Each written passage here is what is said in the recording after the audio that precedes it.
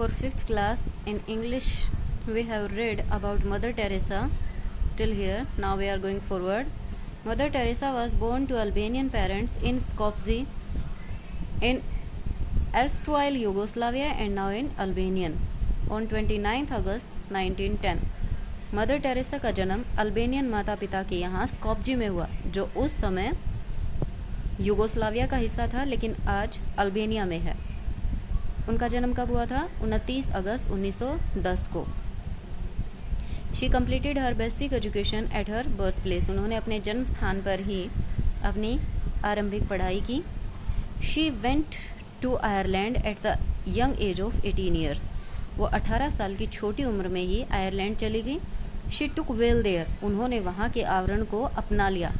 Well होता है आवरण, यानी कि उनका जो माहौल था वहाँ उसमें डल गई वो। एंड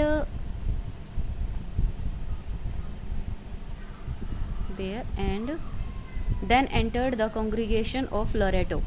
और जो लोरेटो का उनका संगठन था, एक समूह था, उसमें उन्होंने प्रवेश किया।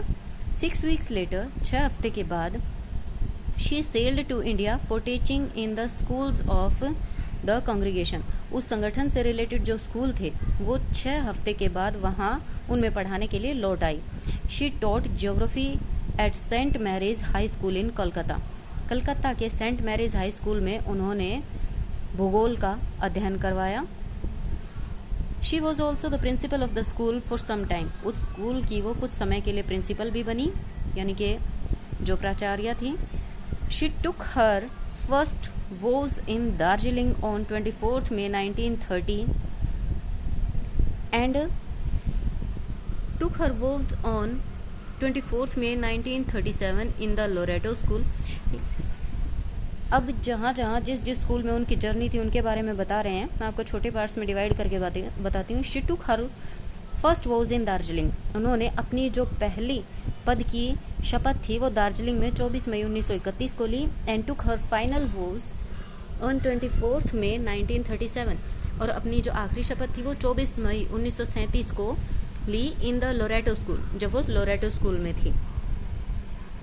On 10th September 1946, she was moved on seeing the pitiable condition of the downtrodden people of the world when undertaking a journey। और जब उनकी एक यात्रा के दौरान 10 सितंबर 1946 में she was moved on seeing the pitiable conditions।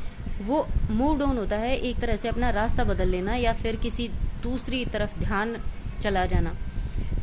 वो पिटिएबल कंडीशन, लोगों की दयनीय अवस्था को देख करके एकदम बदल चुकी थी। To the downtrodden people. और जो दबे हुए लोग थे, यानी कि शोषणकर्ताओं के द्वारा जो बुरी तरह से हालातों में दबे हुए लोग थे, उनकी दयनीय अवस्था को देख करके व्हेन अंडरटेकिंग ए जर्नी, एक यात्रा के दौरान उनमें काफी बड़ा बदलाव आया था।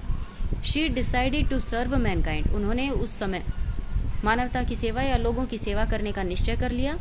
And realised that she could not do it while donning the mantle of a none.